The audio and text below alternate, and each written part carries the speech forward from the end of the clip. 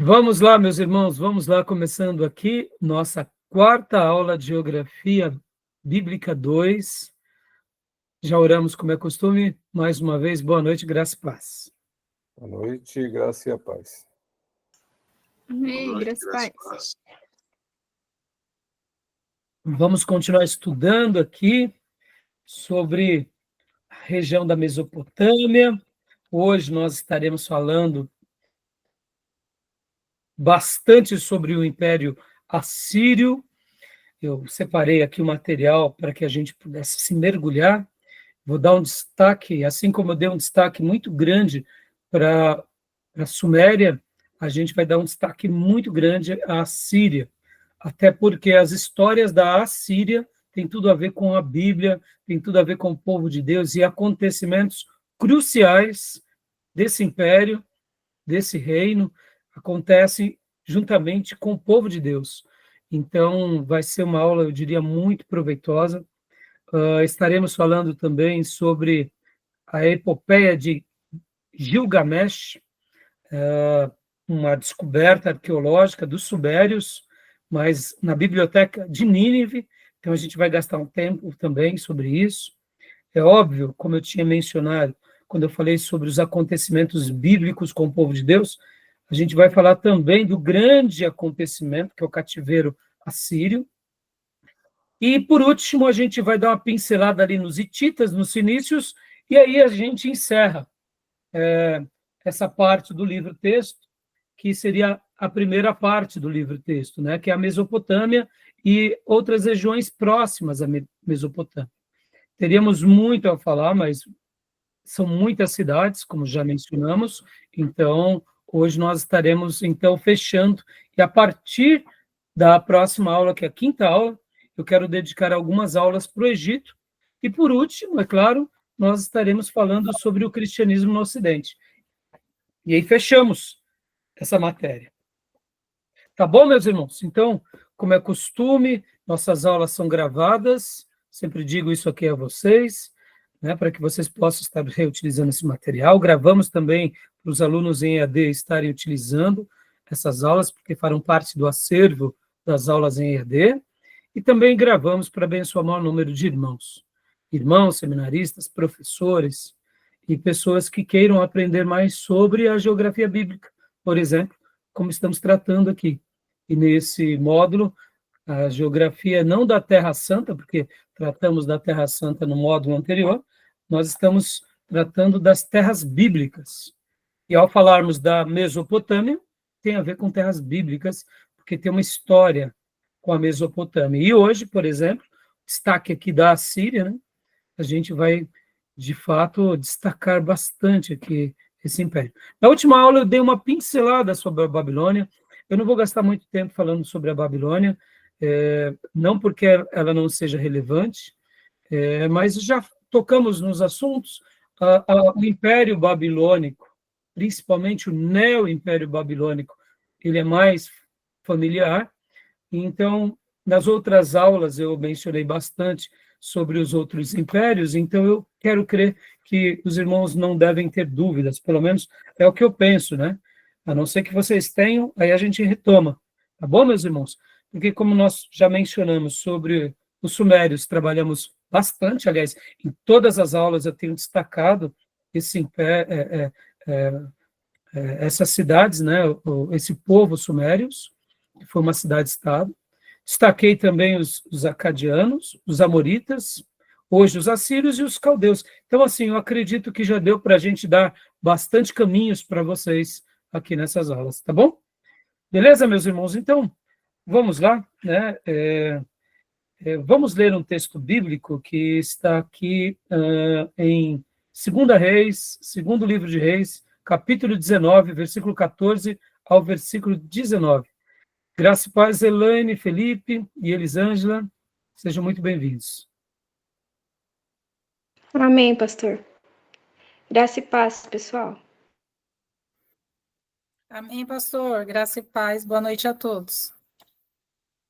Podem abrir aí em 2 Reis 19, 14. Eu vou estar compartilhando aqui na minha Bíblia digital.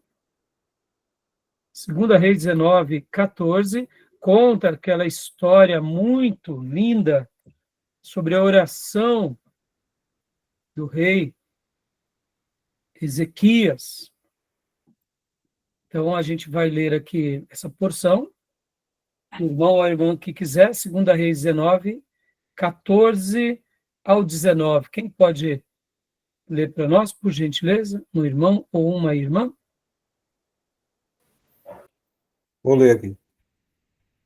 Por favor. Recebendo, pois, as cartas das mãos dos mensageiros e lendo-as, subiu à casa do Senhor, e Ezequias as estendeu perante o Senhor. E orou Ezequias perante o Senhor e disse: Ó Senhor, Deus de Israel, que habitas entre os querubins, tu mesmo, só tu és Deus de todos os reinos da terra. Tu fizeste os céus e a terra. Inclina, Senhor, o teu ouvido e ouve. Abre, Senhor, os teus olhos e olha, e ouve as palavras de Senaqueribe, que enviou a este para afrontar o Deus vivo. Verdade é, ó Senhor, que os reis da Síria assolaram as nações e as suas terras, e lançaram os seus deuses no fogo, porquanto deuses não eram, mas obra de mãos de homens, madeira e pedra, por isso os destruíram. Agora, pois, ó Senhor nosso Deus, sê servido de nos livrar da sua mão, e assim saberão todos os reinos da terra que só tu és o Senhor Deus. Amém. Obrigado, Júnior. Essa é aquela passagem que começa um pouco antes, lá em segundo livro de Reis 18, quando Senaqueribe ele afronta, né, Ezequias.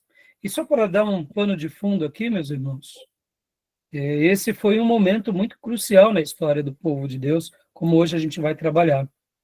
E só recapitulando, né, que esse contexto aqui foi um contexto simplesmente maravilhoso, que é o contexto aonde havia um rei piedoso, que era o rei Ezequias, e, de contrapartida, também tinha outro fato muito interessante, que é o quê? Que é o profeta Isaías.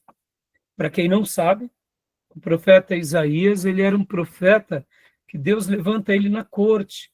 Possivelmente, Isaías, ele era de famílias nobres, ele era um aristocrata dos dias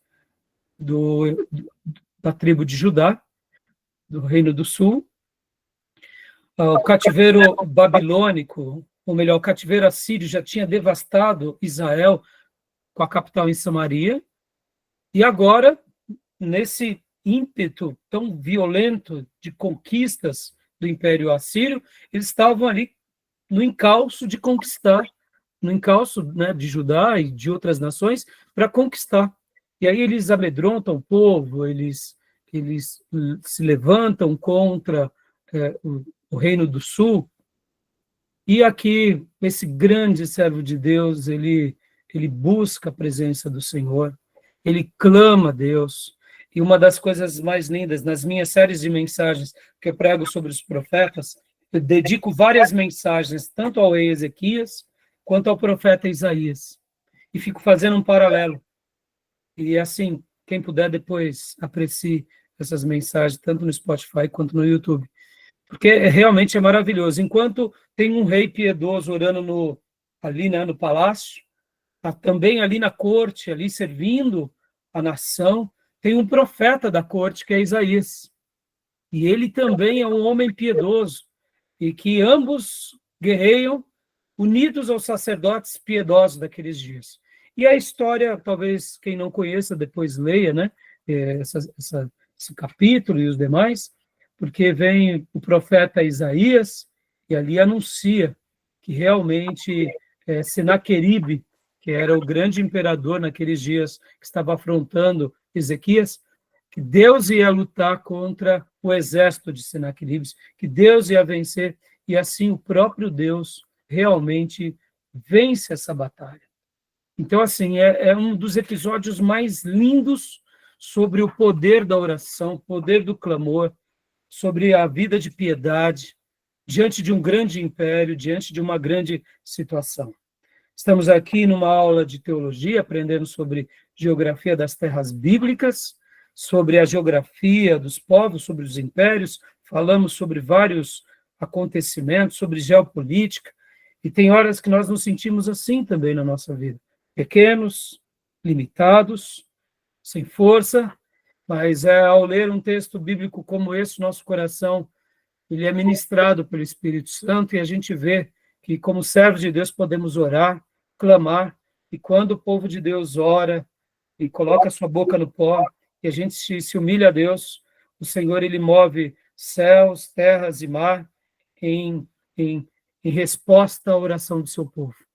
O rei Ezequias creu, se posicionou, assim também foi o profeta Isaías, e Deus os livrou dessa ameaça atroz. Então, deixa essa palavra, porque hoje a gente vai falar bastante sobre a Síria, então, né, eu gostaria de deixar apenas essa síntese para vocês. Tá bom, meus irmãos?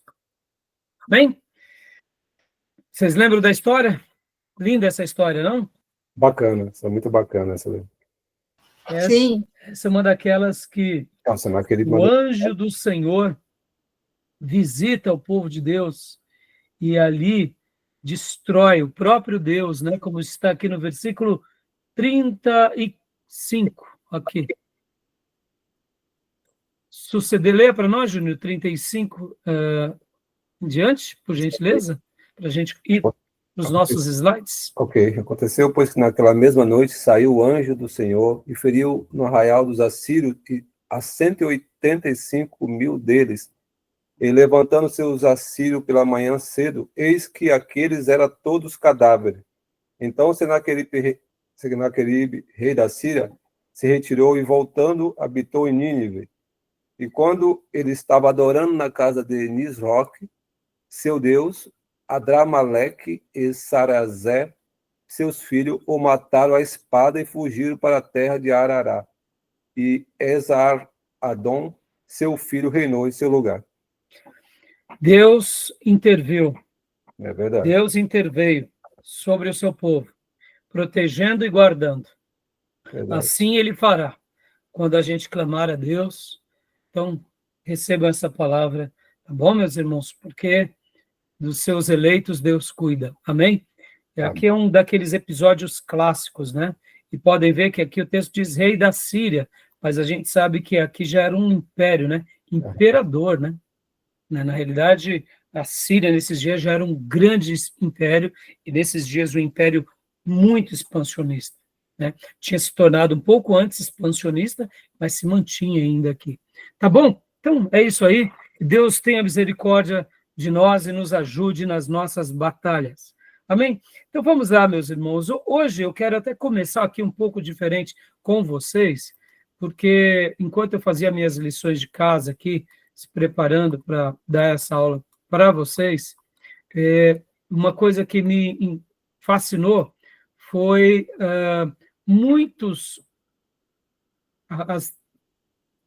as muitas descobertas arqueológicas sobre a Síria, né? E eu gostaria de ler aqui com vocês alguns artigos, inclusive aqui em alguns sites, eu tenho alguns slides também, mas eu gostei bastante da síntese aqui dos professores, né? Do professor Tiago Souza, que é graduado em História e especialista em ensino de Sociologia pela Universidade Estadual de Londrina, aqui no site toda a matéria, que ele fala sobre a epopeia de Gilgamesh, a descoberta e história desse assunto.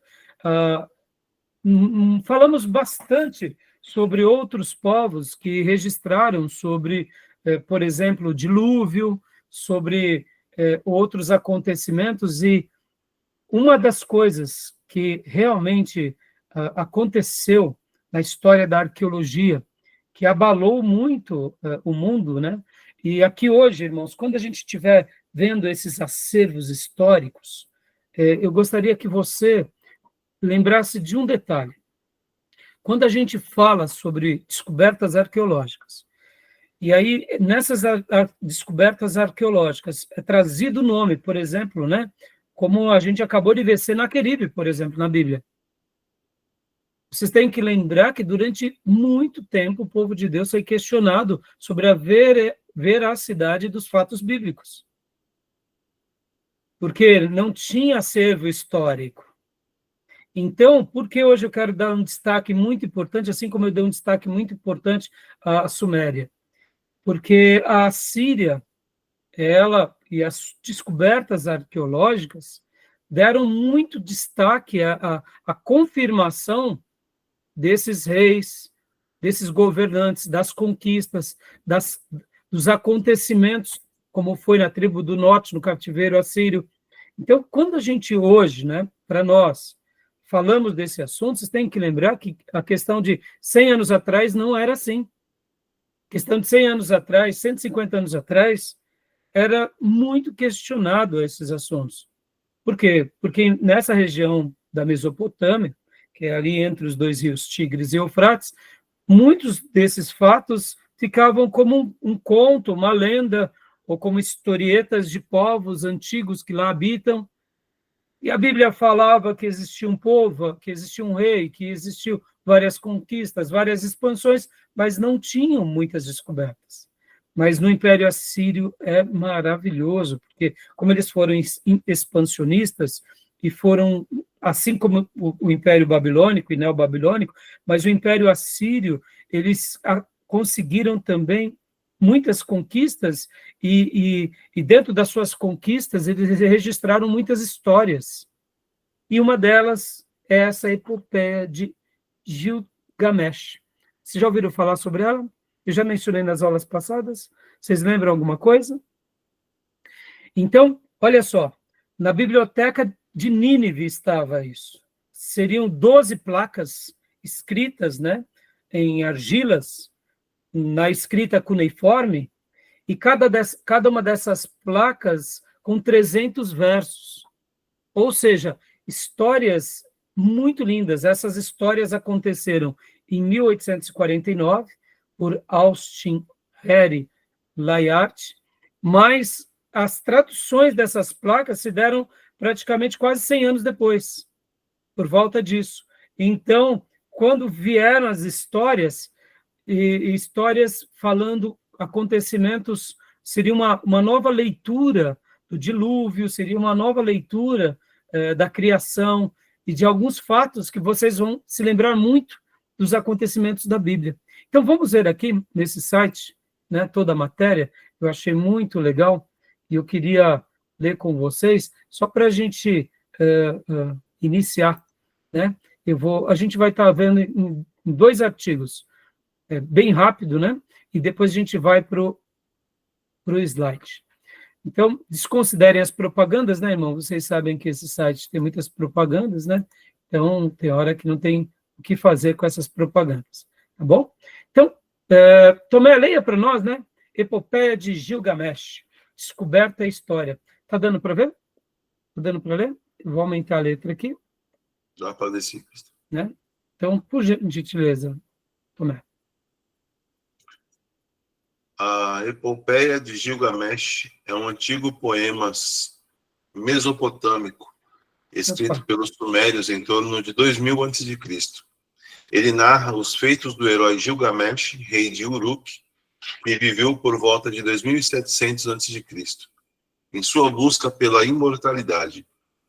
Essa é considerada a obra literária mais antiga da humanidade. Dá uma pausa aqui, Tomé, por gentileza. Então, olha só, meus irmãos, olha como é rico, essa matéria. A gente está aqui estudando também, aprendendo e descobrindo, por exemplo, essa epopeia de Gilgamesh é a obra literária mais antiga. Júnior, na última aula eu mencionei, que, segundo os historiadores e arqueólogos, segundo eles, realmente as primeiras escritas se deram ali na Suméria com os escritos cuneiformes, E até deixei isso registrado na última aula. Então, perceba que aqui, mais uma vez, essa epopeia foi escrita pelos sumérios por volta do ano 2000, antes de Cristo, ou seja, vamos ter como base que essa foi a data aproximadamente ali de Abraão, tá? E aí ele conta a história dos feitos, do rei Uruk, que viveu por volta do ano 2700 a.C., ou seja, estava contando histórias, né, muito antes. Lembro que na última aula, irmãos, eu comentei, né, que a civilização ali da Mesopotâmia poderia ter duas fases, antes do dilúvio e depois do dilúvio. É óbvio, né, que eu fiz essa menção simplesmente porque quando a gente faz a cronologia para trás, então a gente tem uma ideia de que o dilúvio deve ter sido ali por volta do ano 3000 a.C. Então, como existem achados arqueológicos que datam ali 5.000, 4.000 a.C., foi por isso que eu fiz menção, né, sobre esse fato. Agora, então, assim, quando eu fiz quando eu mencionei, né, essas palavras, eu não quis fazer uma afirmação, né, que ali haviam duas civilizações, uma antes do dilúvio e uma depois. O que nós temos como descobertas arqueológicas, entendemos que é depois do dilúvio, mas, ao mesmo tempo, não dá para a gente saber, né, porque está dentro daquilo que nós falamos dos mistérios, né, muitas coisas a gente acredita, até que a ciência valide certas coisas, tá bom, meus irmãos? Então, como não sou especialista da área, eu não quero ficar afirmando algumas coisas, né, sem o conhecimento de causa, tá bom? Mas voltando aqui, né? Então, escavações e localização da epopeia. Pode ler para nós, Tomé, por gentileza?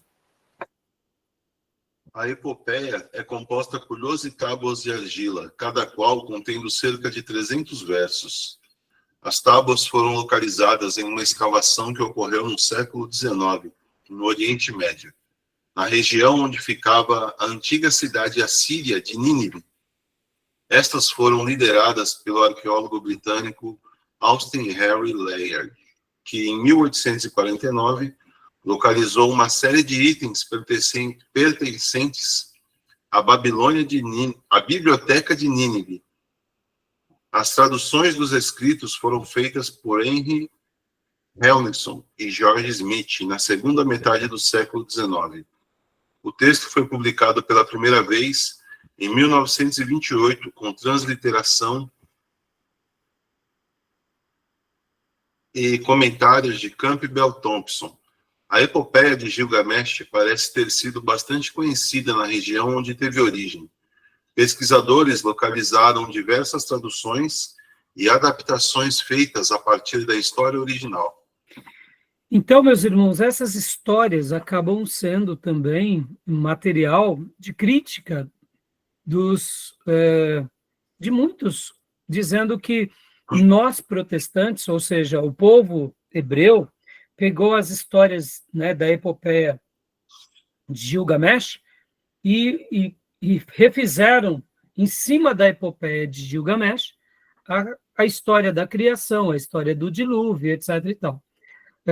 Nós não acreditamos dessa forma, né, até porque podem ver que existem muitas histórias de muitos povos sobre esses fatos. O que nós acreditamos é outra coisa, que, de fato, Deus, né, ele sempre se revelou ao ser humano, e o ser humano, por ele se distanciar de Deus e começar a adorar outros deuses, eles acabam escrevendo, então, as suas histórias e ali construindo, né, os seus contos literários ou as suas histórias, baseadas agora nas suas crenças, nos seus novos deuses, né? Tá bom? Então, só para dar uma explicação aqui para vocês, né? Então, continuando aqui, Tomé, por gentileza, a história da epopeia, só para a gente conhecer um pouco, né, os dizeres dessa história. A narrativa conta a epopeia de Gilgamesh, rei de Uruk. Gilgamesh é descrito como sendo 2/3 Deus e 1/3 homem. Ele é apresentado na história como um rei autoritário, que oprimia seus súditos da cidade de Uruk, enquanto os obrigava a construir uma muralha ao redor da cidade. A população amedrontada pediu ajuda à deusa Ishtar, que havia criado Enkidu do barro. Ishtar enviou Enkidu ao encontro de Gilgamesh com a missão de vencê-lo em um duelo e matá-lo após isso. Contudo, os dois se tornaram amigos e passaram a viver muitas aventuras. Em uma delas, narrada na epopeia, Eles desrespeitaram a deusa Inanna. Por conta disso, os deuses mataram Enkidu como punição. Percebam, irmãos, não é muito familiar aos textos da criação? Só que aqui, né, mostra um outro lado, né? Pode ver que aqui a deusa Instar cria Enkidu da onde? Do barro, né? O que a gente lembra? A gente faz menção à história de Adão e Eva, só que aqui vai misturando, né, os personagens, os deuses e etc e tal. Então, continuando aqui, né? Por conta disso, os deuses mataram Enkidu como punição. Então, aqui, pode ler? Triste, Gilgamesh então iniciou outra jornada em busca da imortalidade. Ele vai atrás de Utnapishtim, herói conhecido por ter alcançado a imortalidade após sobreviver a um grande dilúvio. Dá uma pausa. Olha só, olha a mistura aqui. Mistura com a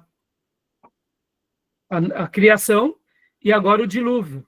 Estão entendendo, irmãos? E só que dentro do pano de fundo do panteão das crenças deles. Foi desse contexto que Abraão saiu. E foi desse contexto que ele deixa de...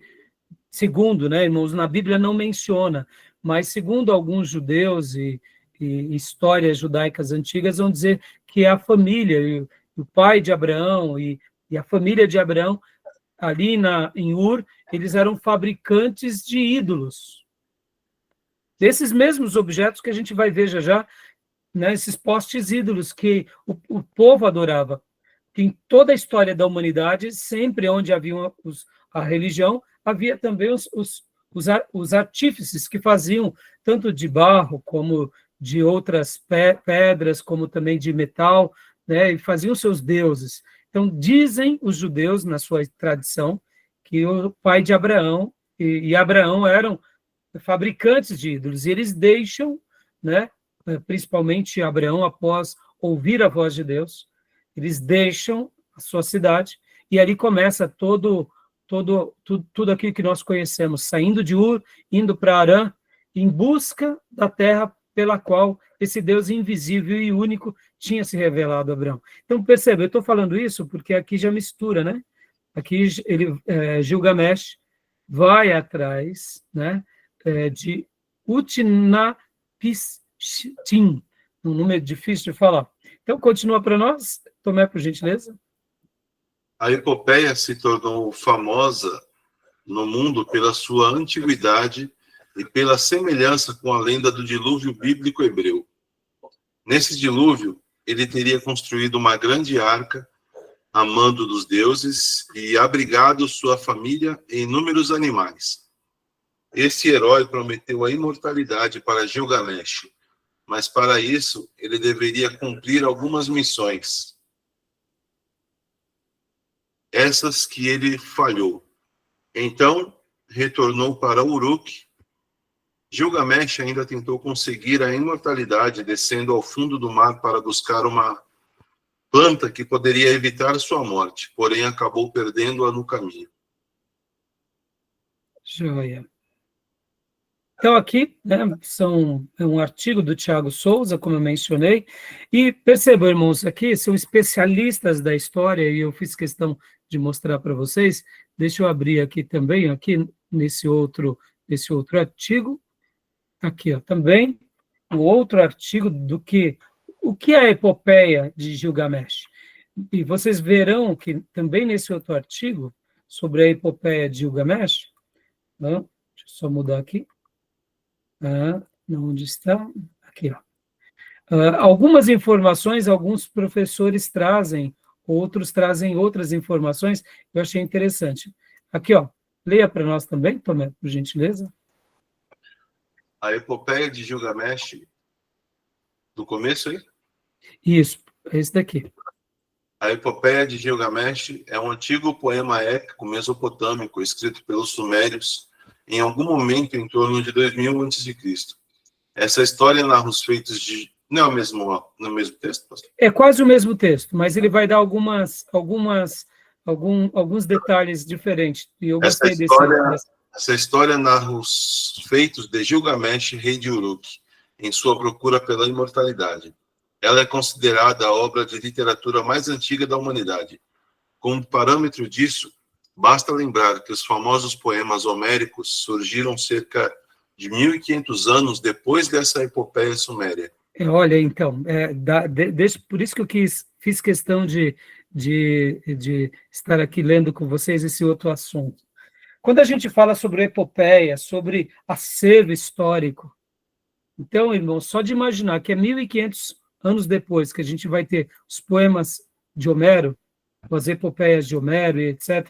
e tal, isso é fantástico. Quando a gente fala assim, irmão, só dar um detalhe aqui.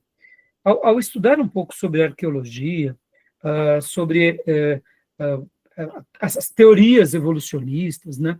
Eu me lembro de um dia eu perguntando ao Ribeiro, né? Porque quando nós falamos sobre a Bíblia, sobre coisas que tratam da Bíblia, olha só, hoje a gente vai em uma aula, né? Ou seja, uma aula com 3 módulos, a parte 1, parte 2 e a parte 3, a gente vai fazer uma síntese de tantas histórias e achados arqueológicos que estão espalhados nos museus mais famosos do mundo. Mas quando, por exemplo, a gente fala sobre os textos de Platão, os textos de Sócrates e de Aristóteles, irmãos, a gente acha que havia assim, uma abundância muito grande. E fiquem pasmo, não foi assim. Assim também seria sobre a teoria da evolução. Eu lembro que um dia eu perguntava para o Ribeiro, né? Ribeiro, mas quanto de ossada se acharam desses homens pré-históricos? Aí ele começou a dar risada e falou, não, Dai, a gente acha assim, não, eles fazem, na mídia, a ciência, as suas teorias humanistas, eles tentam remontar uma história que para que você acredite naquelas histórias, você precisa mais de fé do que de fato, né, como disse o arqueólogo Rodrigo Silva, para você acreditar naquelas descobertas arqueológicas científicas, ou melhor, nas teorias que eles dizem, né, sobre o homem primata, você tem que usar muito mais de fé do que de ciência, porque, e o Ribeiro marcou muito, ele falou assim, Rai, você tem poucos exemplares arqueológicos, você não tem uma quantidade imensa de achados, de restos. Então, assim, quando a gente está estudando sobre esses assuntos e olhando para a Bíblia, irmãos, a gente está diante de tanta coisa que somente confirma as Escrituras, né? E, como eu disse, a teoria evolucionista não se tem mais do que, talvez, uma sala ou algumas malas de acervo mesmo para dizer, olha, é o que nós encontramos. Não existe, assim, uma cidade, não existe, assim, tantas coisas. Então, vocês verem como uma teoria, ela pode, muitas vezes, parecer como uma ciência exata, mas o nome já diz, é uma teoria. E teoria não é ciência exata, tá, irmãos? Guardem isso. Deixa eu até explicar uma coisa aqui que é muito importante, até fazendo uma explicação didática. Uma teoria é algo que se aproxima, mas pode ser como pode não ser. Então, é diferente de uma equação. Uma equação, ela é exata, ela é precisa. 1 mais 1 vai ser 2 aqui, no universo, no espaço, em Marte, em Vênus, em outra galáxia, e assim vai. Uma teoria, ela é aproximada. Por exemplo, na economia, nós não trabalhamos na economia com precisão. Por quê? Porque são teorias econômicas. Porque a teoria tem a ver com cálculo, tem a ver com as pessoas, tem a ver com a cultura, com os acontecimentos. Ou seja, a ciência, ela é dividida dentro dessas 2 áreas. O que é exato, ou seja, é um cálculo exato, matemática, é uma lei da gravidade, é uma lei. E aí a teoria. E a teoria são aproximações. Pastor, então quer dizer que na teoria a gente descarta? Não, a gente considera. Por exemplo, como acontece numa cirurgia, ou como a gente vê, por exemplo, quando uma pessoa é diagnosticada de algo. O médico chega para nós e fala, não, fique tranquilo, 90% das pessoas diagnosticadas com isso são curadas. Quando é algo grave, os médicos falam, olha, é só 50%. Ou senão, só 10% escapa. Aí, percebam, são teorias. ou seja, é aproximação. Tá bom, meus irmãos? É uma possibilidade, é uma hipótese, né? É uma hipótese. Mas, Porque né, não Júnior, as comprova, né? pessoas vendem essas possibilidades e hipótese como certeza. Aí Sim, que está o não tem problema. nada comprovado. E até então, quando eu lembro que nós estudamos a história do Antigo Testamento, essa narrativa aí é um pano de fundo para provar a Bíblia, porque o evento do dilúvio ele é mais antigo do que essa epopeia aí. Não, então, e tá nela também, a gente já vai ver, E viu, ela, na Júnior? verdade, ela confirma o evento do dilúvio. Exato, né? E exatamente. Então, Tomé, continua lendo para nós, por gentileza. Vamos pular aqui um pouco, porque aqui vai ser praticamente as mesmas coisas, tal, né? E aqui, ó, pode ler aqui, ó, o trabalho de tradução, por gentileza, Tomé. O trabalho de tradução da obra foi realizado por Henry Hellison e George Smith na segunda metade do século XIX. A tradução deste poema épico somente foi possível graças à inscrição de Dário, que transcrevia caracteres cuneiformes para 3 idiomas: persa, babilônio e elamita. Esse trabalho foi ampliado quando novos trechos da história foram encontrados posteriormente. Dá uma pausa aqui, olha só, por isso que eu fiz questão de ler com vocês esse artigo. Dário, então, perceba aqui o Império Medo-Persa. Ele pegava, já que agora eles estavam numa situação de um governo também expansionista de um império, eles traduziam para o persa, para o babilônico e para o elamita. Então, por causa dessa inscrição de Dário, que eles conseguiram, lembra que eu disse na última aula que muitas vezes uma nova descoberta muda todo um acervo, porque você tem muitos acervos arqueológicos, mas você não sabe o que é, você não sabe traduzir, você não sabe como se correlacionar. Nas próximas aulas, quando formos falar sobre o Egito, a gente vai falar sobre a pedra de Roseta, que é a mesma coisa para os escritos egípcios, tá bom? Então é muito interessante, né, irmãos? E isso tudo só mostra como a gente está trabalhando diante de um acervo muito legal, né? Então, pode ler para nós também, por gentileza, mais esses 2 parágrafos. A obra encontrada nessa época foi escrita pelos sumérios e recebeu o nome de Shah-Nakba-Inru, aquele que viu a profundeza, ou Shutur-Elishan, aquele que se eleva sobre todos os reis. Tempos depois, o original dela em sumério foi transcrito a mando do rei assírio Assurbanipal, 668 a.C. a 627, e foi armazenado na biblioteca de Nínive. A epopeia de Tá Gilgamesh... bom, deixa eu dar uma pausa aqui só. Percebam, irmãos, olha, isso que eu quero que vocês destaquem. Quando a Bíblia fala desses imperadores, quando a Bíblia falava de Nínive, capital da Síria, quando Jonas foi pregar em Nínive, etc. e tal, percebam, tudo isso, durante muitos séculos, fomos questionados, fomos vistos como um povo que cria em lendas, em um livro de contos, e essas descobertas aqui remontam a história e confirmam as escrituras. Entenderam, irmãos? Então, assim, isso é maravilhoso para nós.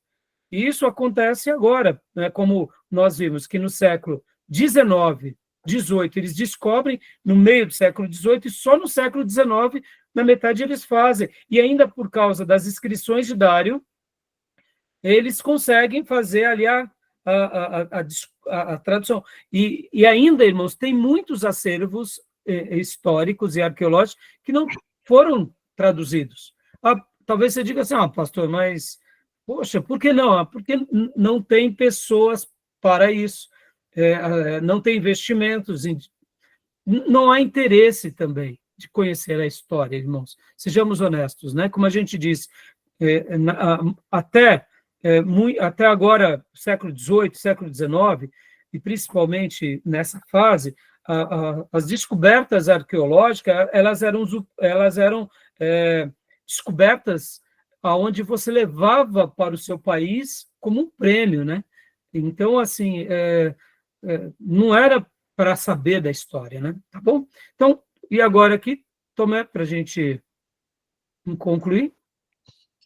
Por A favor. epopeia de Gilgamesh parece ter sido bastante conhecida na região, pois pesquisas localizaram diversas traduções e adaptações feitas a partir dela, em idiomas como o hitita e o Rita, e em diferentes locais como Nippur, Uruk e na antiga capital hitita, que se chamava Hattusa. Ou seja, por isso que eu falei que eu queria hoje trabalhar um pouco sobre isso, para a gente fazer essa ligação, né? Então, não era algo apenas da epopeia de Gilgamesh, mas também haviam as adaptações feitas a elas em outros idiomas, em outros povos, tá bom? Então, bom, aqui é a mesma coisa praticamente, né? Vai contar as mesmas histórias, tal, e a gente vai ver uma certa semelhança também. Esse texto também foi Daniel Neves, graduado em História, né? Aqui, olha, eu achei muito legal, a gente já vai ver alguns, como que eu posso dizer, né? Alguns desenhos sobre sobre os achados, né? Aqui, ó, as tábuas da epopeia de Gilgamesh foram encontradas na biblioteca de Nínive, construída a mando de Ashurbanipal. Ashurbanipal. E aqui é um desenho também, uma placa desse período, tá bom, meus irmãos? Tá bom? Bom, agora vamos ver aqui uns slides. Alguma pergunta, meus irmãos?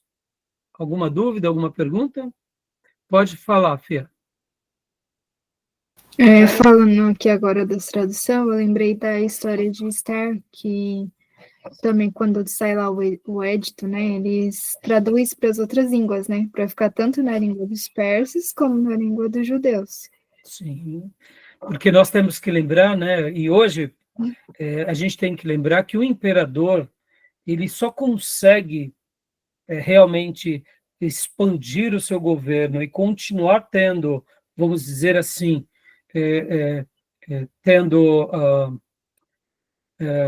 tendo conquistas e se mantendo no poder, quando a comunicação dele é muito clara, né, com os outros povos. Se a comunicação começa a ser falha, ele não consegue mais, né, Beatriz e irmãos, dominar, expandir, né, colocar as suas leis, né? Então é bem interessante. Tá bom, meus irmãos? Aqui só mostrei, olha como essa gravura, ela é linda, né, irmãos, esse desenho, tá bom? Beleza, meus irmãos? Deixa eu mostrar aqui para vocês também, olha só. Aqui, deixa eu compartilhar esse outro desenho aqui. Tá aqui, ó. Aqui, ó, um pedaço dessa descoberta arqueológica, que é chamado aqui de parte desse acervo. Deixa eu só mostrar aqui para vocês. Está aqui. Olha só que legal, meus irmãos. Eu mandei muitas coisas para vocês, esses artigos e outras coisas eu mandei para vocês, tá? Olha só, que lindo que é, aqui, ó, o tablete da epopeia de Gilgamesh, tá vendo? A preservação, meus irmãos, ó.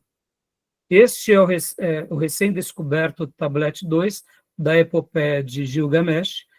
A superfície superior é o anverso, a imagem foi intencionalmente focada no centro do tablet. Isso está no museu, aqui está dando o endereço, né? Sulaimani, no Kurdistão iraquiano, né? Aqui é um exemplo. Legal, né? Tá bom? A gente vai ver várias coisas legais. Deixa eu compartilhar até aqui com vocês também. Eu gostei demais, irmãos, demais do material que fala sobre... aqui, deixa eu achar aqui, ó. Aqui. Aqui, esse site. Gostei muito desse site. Deixa eu pegar aqui para vocês. Bom, já eu passo para vocês. Deixa eu só abrir aqui agora as outras narrativas, que são a narrativa da criação e também a narrativa, né, da criação e a narrativa do dilúvio, tá? Então, deixa eu pegar aqui a narrativa da criação e logo na sequência a narrativa do dilúvio. E aí eu vou passar para vocês e vou mostrar também aqui para vocês um site que eu gostei demais sobre essa questão de histórias e arqueologia, tá? Então, eu gostei muito desse material. Tá bom, meus irmãos? Alguma pergunta? Alguma dúvida? Legal quando a gente vê tudo isso, né? É muito legal. Então, deixa eu compartilhar aqui para vocês aqui a narrativa da criação. Vamos ler rapidamente. E eu vou abrir também para vocês aqui. Abriu para vocês? Não. Não? Deixa eu compartilhar de novo. Aqui, ó.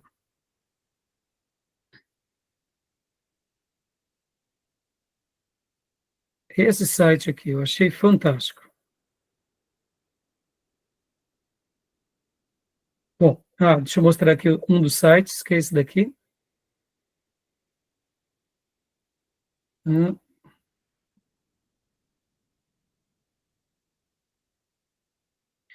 Não estou conseguindo trocar agora, irmãos.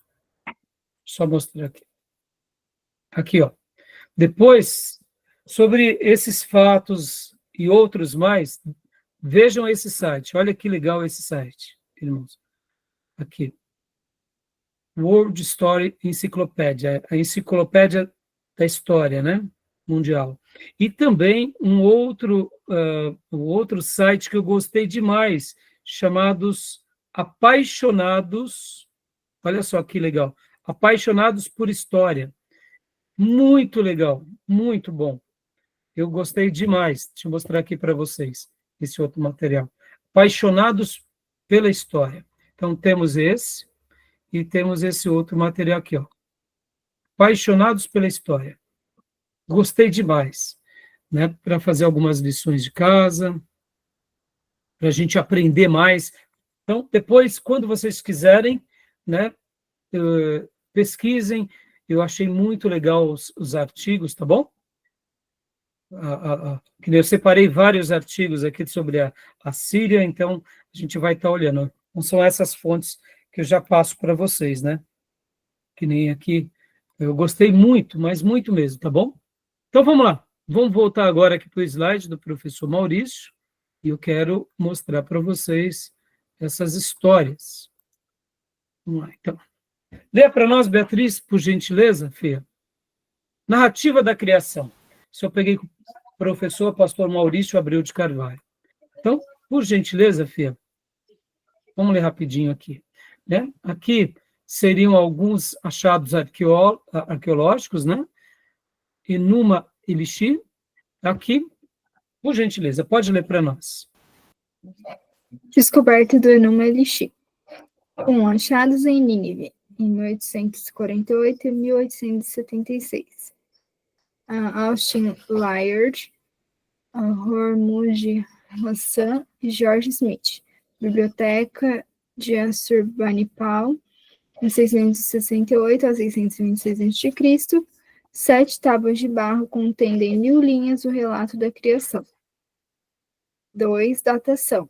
Aproximadamente no período de Hammurabi, 1728 a 1676 a.C. O objetivo era exaltar Marduk. Olha que legal. Agora, olha só, hoje a nossa aula não está voltada sobre o Império Assírio, mas percebam, são achados que estavam lá em Nínive, nos dias de Assurbanipal, né? E tratando do quê? De uma história suméria. E aqui também não só suméria, mas babilônica, né? Lembram? Hammurabi.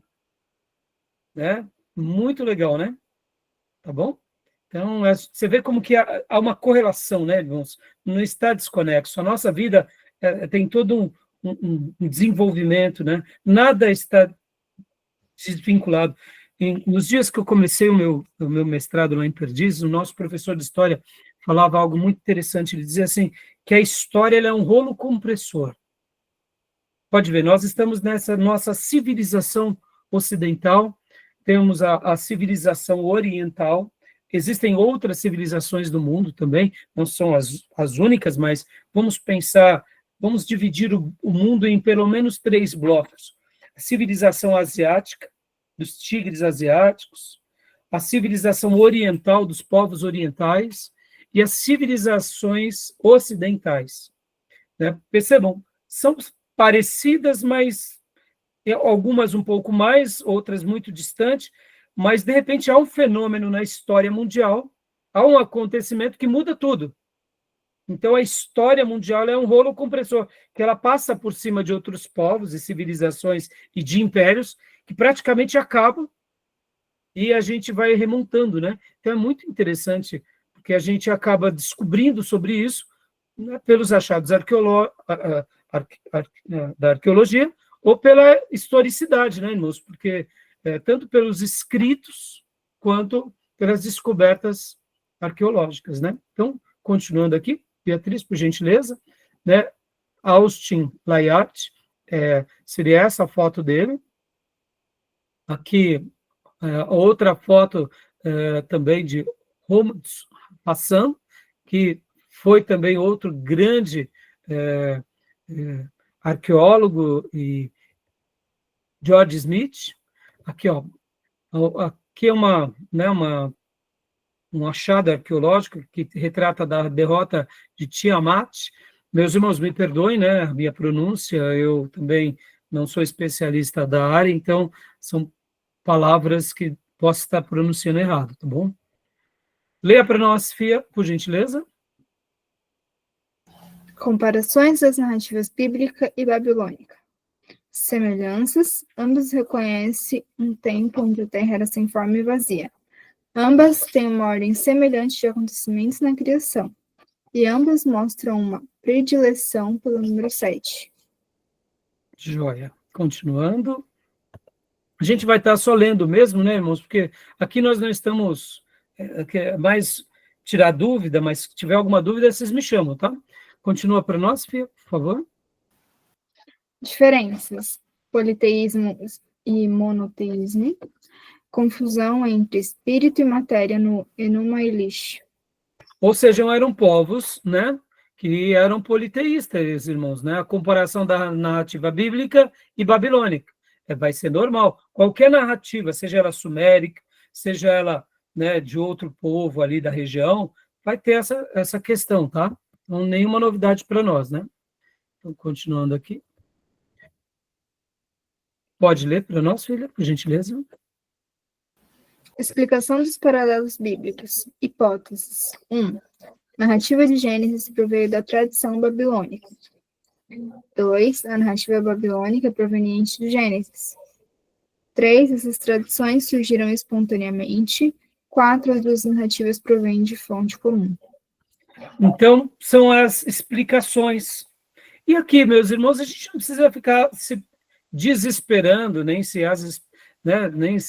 descabelando, porque quem tem razão. Meus irmãos, aqui entra um pouco na questão da fé, né? E a gente acredita que, de fato, né, a narração bíblica, assim como a gente leu no início dessa aula, 2 Reis 19, 14 a 19, meus irmãos, isso é um fato que para nós é real.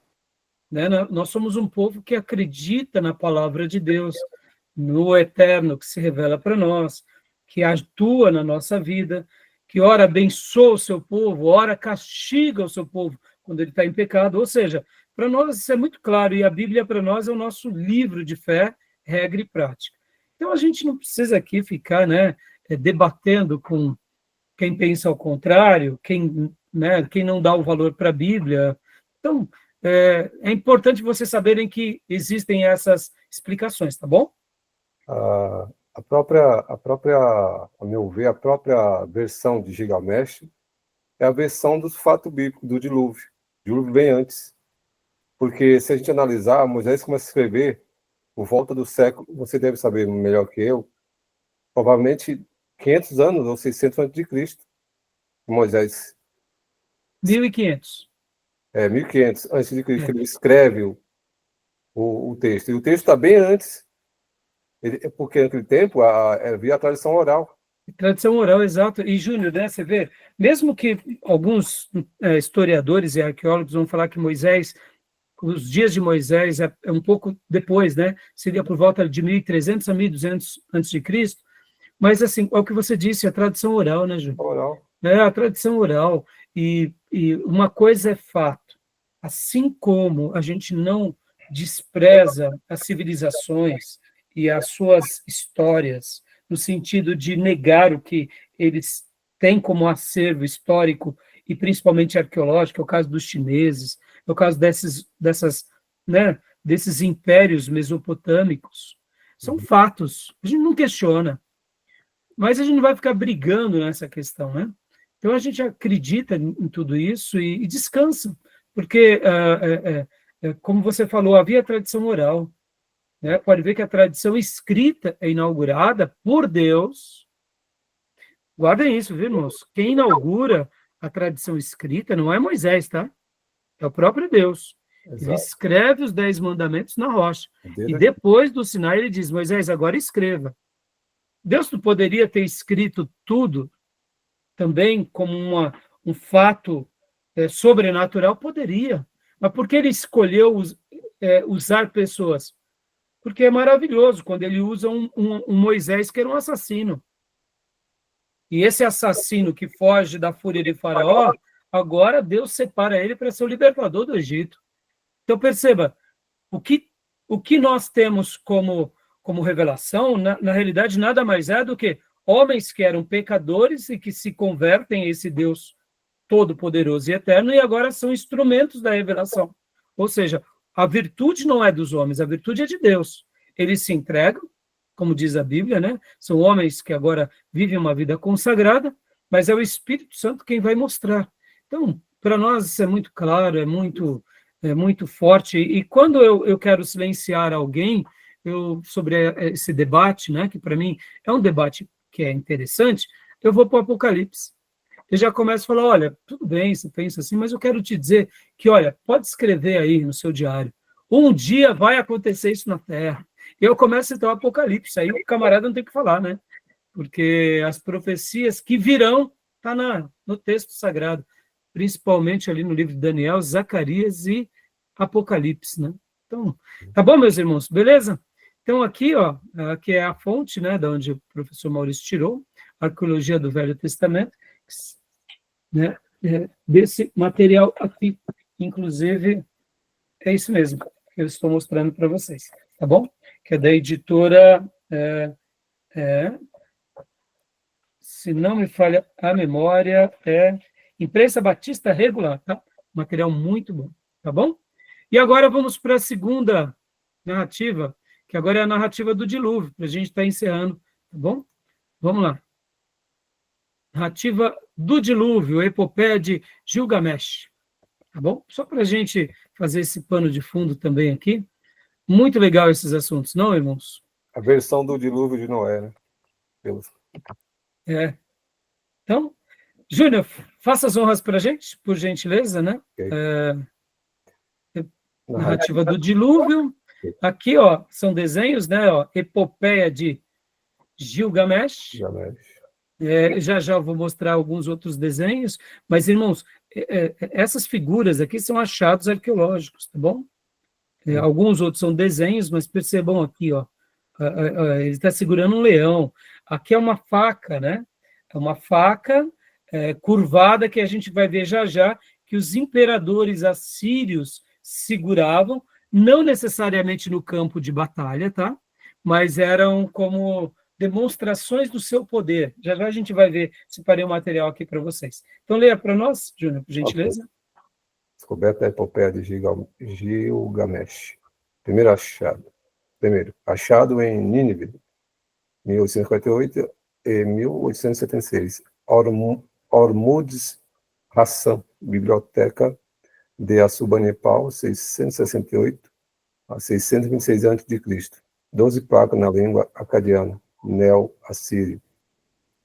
Então, olha que legal, né? Pode ver, língua acadiana, né? Neo-assírio, ou seja, o novo assírio. Lembra, irmãos, que nós comentamos nas aulas passadas, só recapitulando, essas informações é super legal. Pastor, a civilização mesopotâmica se resumiam, pelo menos, em cinco grupos distintos. Os sumérios, depois os acadianos, que se tornam o primeiro império da história, Sargão I, depois vem os amoritas, ou amoreus, que ali vem o primeiro Império Babilônico, depois vem os assírios, aí os assírios eles são longevos, né? Tem lá atrás, e depois eles continuam aqui para frente, e por último vem o povo caldeu, que dali vem o segundo Império Babilônico, ou Neo-Babilônico. Por isso que a gente fala aqui Neo-Assírio, porque a Síria, como é um império bem longevo, como a gente viu nas aulas na terceira aula, alguns vão falar que eles começam, né, são pelo menos 3 fases, né, do Império Assírio. A história deles é muito longa, então, por essa razão, a gente tem que fazer essas construções, tá? Então, continuando aqui. Aqui, mais uma vez, a foto, né, de um desses. Pode ler para nós, Júnior, por gentileza. Comparação da narrativa bíblica e babilônica. Semelhanças. Ambas sustentam que o dilúvio foi divinamente planejado. Ambas apresentam um herói que é avisado da catástrofe. Ambas falam da libertação do herói e sua família. Ambas falam da ordem divina da construção de um barco. Ambas falam sobre as causas divinas do dilúvio. Joia, então você vê aqui mostrando mais uma vez, né, sobre essa comparação, tá bom? Uhum. Pode continuar, Júnior, por gentileza. Sim. Ambas especificam a duração do dilúvio. Ambas citam o lugar onde o barco encalhou. Ambas apresentam detalhes semelhantes. Ambas descrevem os atos de adoração. Ambas demonstram bênçãos ao herói. Joia. Deixa eu ver aqui. Tudo bem até aí, meus irmãos? Alguma pergunta, alguma dúvida? E aí, tranquilo? Pode continuar, Júlio, por gentileza. Agora, na comparação da narrativa bíblica e babilônica. Diferenças, concepções teológicas, concepções morais, concepções filosóficas. Tá. E, continuando, então, a gente tem essas diferenças, a gente não precisa entrar muito em questão sobre elas, porque é tranquilo para nós, né? Uhum. Explicação dos paralelos bíblicos. Isso aqui. Pode ler para nós, Pode. por gentileza. Babilônicos se apropriaram da narrativa hebraica. Os hebreus se apropriaram da narrativa babilônica. Fonte comum. Então, percebam, mais uma vez, é bem semelhante à narrativa da criação, né? Porque quem se apropriou de quem? Uhum. Né? Ou foi uma fonte comum, e que, irmãos, vocês têm que lembrar, né, que, assim, os povos antigos, vamos pôr um pouco aqui essa linha de raciocínio, tá? As religiões antigas, elas não eram religiões missionárias, tá? Me entendam, com exceção do budismo. Vocês vão aprender em religiões comparadas, que seria a mesma matéria de seitas e heresias, né? A gente só mudou o nome. O budismo, ela é uma religião missionária. Ela envia os seus, né, Prosélita, né? ministros, seus prosélitos, para irem levar a mensagem para os outros povos de esperança. Agora, a grande maioria das religiões mundiais, Não são. tirando, pode ver que essa característica mais missionária, ela se potencializa com o cristianismo. Era para ser no judaísmo, Também não é. mas o judaísmo se tornou muito tímido e muito, eu diria, voltado para si. Então, pode ver que na história do Velho Testamento, Deus, ao se manifestar diante das outras nações, as outras nações chamavam o quê? O nome do Deus de Israel? O Deus Todo-Poderoso, o Senhor da Guerra. Ou seja, ninguém era maior do que o Deus de Israel.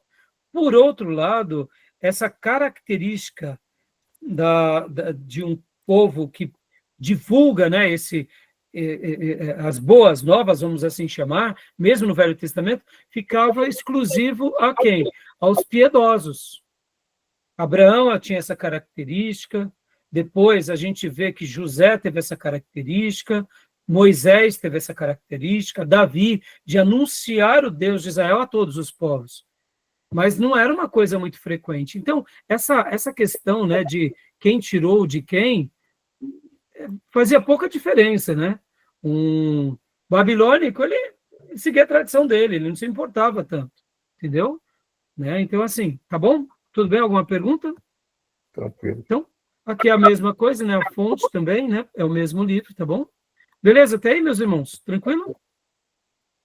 Tá bom? Então, Tá bom. eu aqui só para a gente concluir, então, meus irmãos, ó, eu tenho esse desenho aqui, que é bem legal, deixa eu mostrar para vocês, ó. Aqui é bem legal esse daqui. Vai dar uma característica bem interessante sobre aqui, ó, a fonte. Olha só que legal. Deixa eu abrir, ampliar. Comparação entre as narrativas do dilúvio, bíblica e babilônica. Tá bom? Existem outras? Existem, mas aqui são os mais importantes, tá? Então, só para vocês verem, foi tudo que a gente acabou de ver, tá? Então, depois eu vou estar compartilhando com vocês, mas é legal essas comparações, né? Tá bom? Então, a narrativa do Gênesis é o que nós conhecemos, né? Pode ver aqui, ó, contendo nessas construções, tá bom? Então, A de Gilgamesh é uma versão hollywoodiana. não deixa de ser, né, Júnior? Se a gente for pensar assim, né? Não deixa de ser, né? Tá bom, meus irmãos? Tranquilo? Então, vamos parar aqui sobre esse ponto, tranquilo? Alguma dúvida, alguma pergunta? Então, a gente vai continuar falando sobre o cativeiro, sobre a Síria e outros acontecimentos aqui no próximo bloco, tá bom? Beleza. Tranquilo? Podemos dar uma pausa para o nosso intervalo? Ok. Fechado, então. Então, vou dar uma pausa aqui, nós voltamos em instantes, tá bom? Beleza. Hora do chá. Hora do chá.